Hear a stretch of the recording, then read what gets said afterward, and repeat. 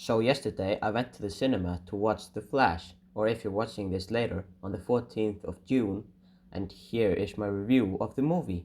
And before we start, you can see that this video has chapters, and the chapters say if there is a spoiler or not, so keep that in mind.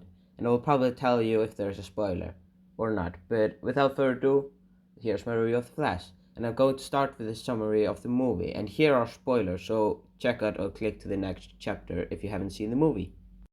The movie starts with Barry going to order a sandwich, but Alfred calls him. He goes to help Bruce. There we get to see Batman and the Flash, and Wonder Woman shows up for a cameo.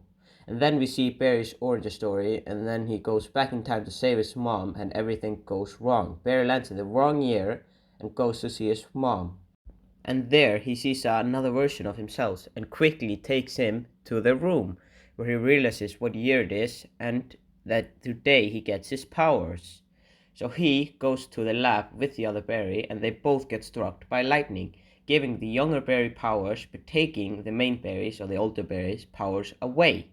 Later he sees that Zod is coming to Earth and goes to find the Justice League, who aren't in the world, but he goes off to seek Batman, who is revealed to be Michael Keaton instead of Ben Affleck.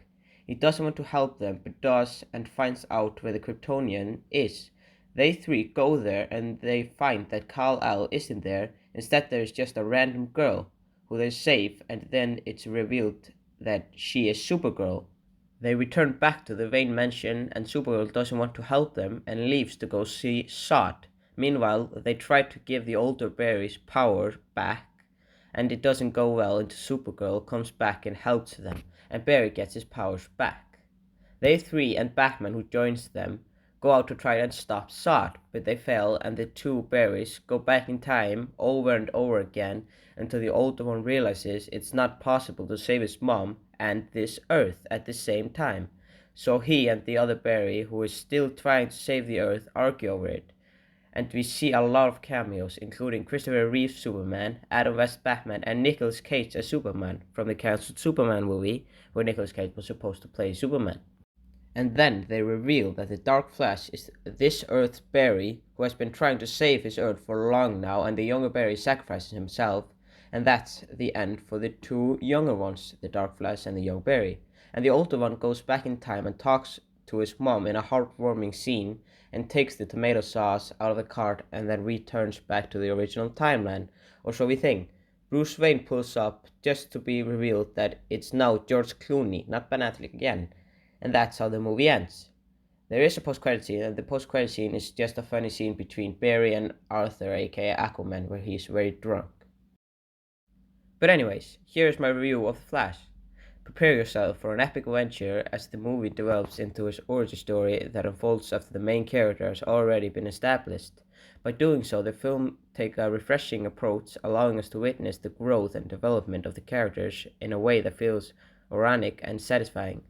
The way the story introduces and fleshes out its characters is truly commendable, drawing us deeper into their lives and making us emotionally invested in their journeys. What sets this movie apart is its ability to strike a balance between portraying a gravity of a very serious situation.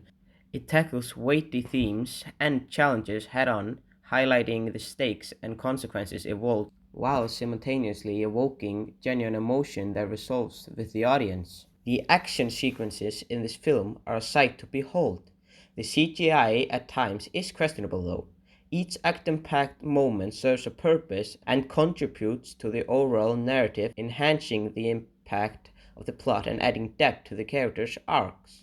Buckle up for a fun ride perfectly encapsulates the experience this movie offers. It's a fun rollercoaster of emotion, thrills, and surprises that keeps you engaged from start to finish. As someone who had high expectations going in, and I can confidently say that the film exceeded them in every way, it delivers on a promises delivery of a memorable and entertaining cinematic experience that leaves a lasting impression. For people like me, fans of the source materials, whatever the comics or previous Flash movies or series, this film plays homage and features elements that you will undoubtedly recognize because of the Flashpoint comics or anything. You will recognize the movie. On the other hand, if you're new to the Flash universe, fear not, this movie stands on its own, giving you an enjoyable experience with the film. With all movie, I have my nitpicks, and with this movie, my nitpick is that some lines Batman says just it doesn't fit with the characters, especially at the start of the movie, and I just didn't like it. But anyways, I would rate this movie at 83 out of 100 because I really enjoyed this film. And one thing you should know is that you can't miss one thing in this movie because if you will become confused. But anyways, thanks for watching and I will catch you all later. Goodbye.